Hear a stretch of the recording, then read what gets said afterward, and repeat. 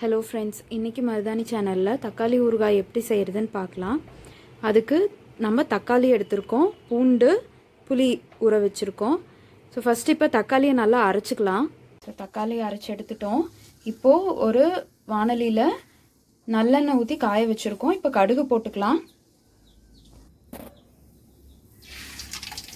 கடுகு,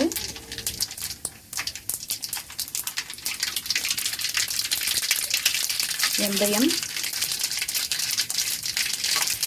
கறிவேப்பிலை, பூண்டு.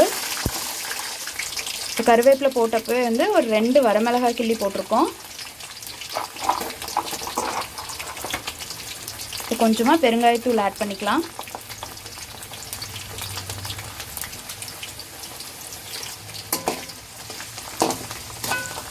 பூண்டு நல்லா ப்ரௌன் ஆகணும், இல்லை நல்லா வெந்திருக்கணும்.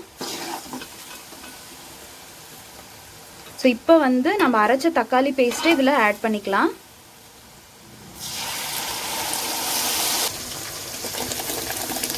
இப்போ 50 கிராம் அளவுக்கு தனி மிளகாத்தூள் ஆட் பண்ணிக்கலாம். ஸோ இது நல்லா சுண்டி வரணும். நம்ம இப்போ வாணலியில் பாதி அளவு ஊற்றிருக்கோம். இப்போ அதுலேயும் பாதி ஆகணும். தேவையான அளவு உப்பு போட்டுக்கோங்க. இந்த டைம்லேயே நம்ம கரைச்சி வச்சிருக்கிற புளியை ஆட் பண்ணிடலாம்.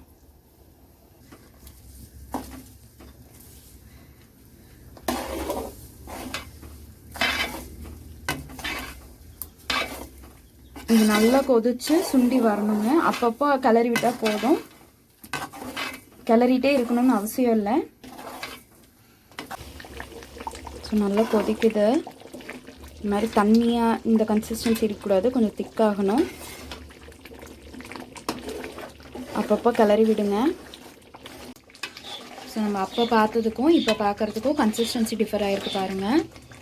இது ஒரு 10 மினிட்ஸ்க்கு அப்புறம் இந்த மாதிரி ஸ்டேட் இருக்குது. இது இன்னமும் நல்லா சுண்டி வரணும். ஸோ வெயிட் பண்ணலாம். ஸோ நல்லாவே சுண்டிருச்சு.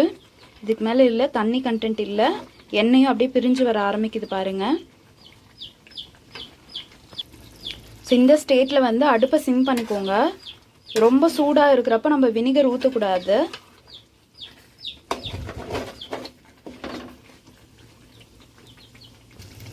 ஸோ இப்போது நம்ம வினிகர் ஆட் பண்ணிக்கலாம்.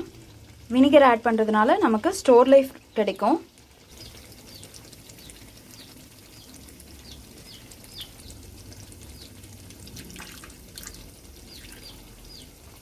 ஒரு 2 டேபிள் ஸ்பூன் அளவுக்கு வினிகர், அதுவே போதும்.